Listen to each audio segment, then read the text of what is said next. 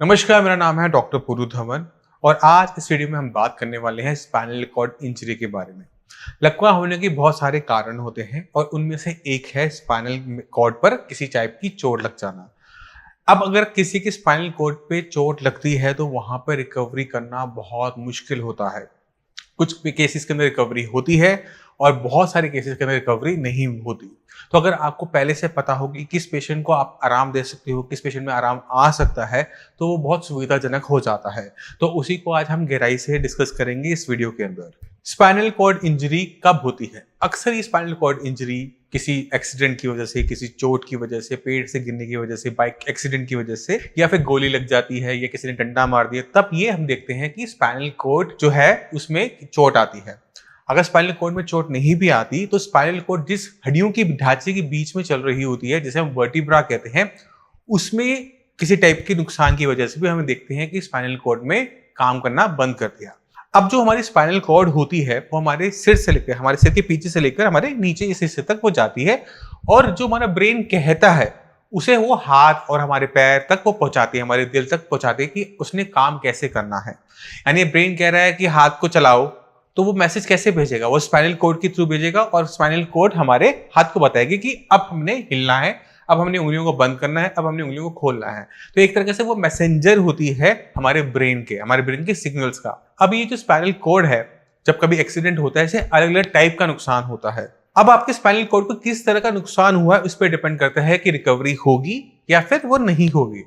हमारी जो spinal cord है, अगर किसी एक्सीडेंट में दो हिस्सों में डिवाइड हो जाए, ऊपर का हिस्सा अलग हो गया, नीचे का हिस्सा अलग हो गया, हम देख रहे हैं सीटी स्कैन में, एमआरआई में देख रहे हैं कि उसके दो अलग अलग हिस्से नजर आ रहे हैं, तो ऐसे केसेस के अंदर रिकवरी जीरो होती है, ना के बराबर होती है। बहुत रेयर चांसेस होते हैं कि उसके अंदर हमें रिकवरी देखने को मिले, क्योंकि स्पाइनल कॉर्ड जो बनी हुई है वो ऐसे टिश्यू की बनी होती है, नर्वस टिश्यू की बनी होती है कि जो एक बार मर जाए, कट जाए, तो वो दोबारा ऐसे हील अप नहीं हो सकते।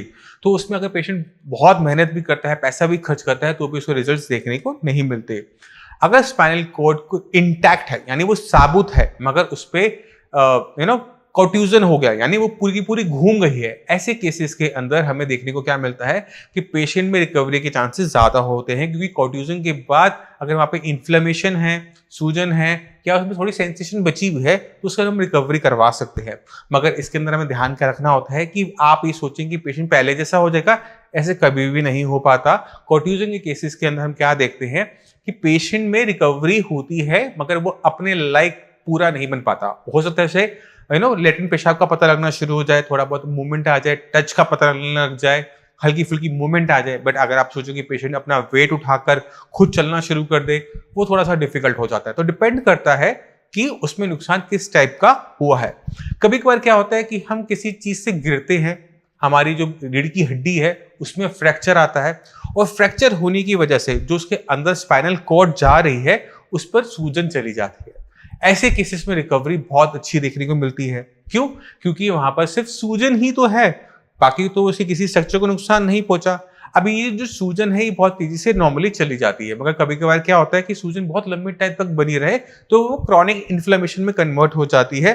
तब जाकर वहां पे हमें इंटरफेरेंस करनी पड़ती है कि अब ये जो सूजन है जो पुरानी हो गई है वो चली जाए, क्योंकि जैसे ही सूजन जाएगी पेशेंट की रिकवरी बहुत अच्छी तरीके से, बहुत स्पीड से हमें देखने को मिल जाती है।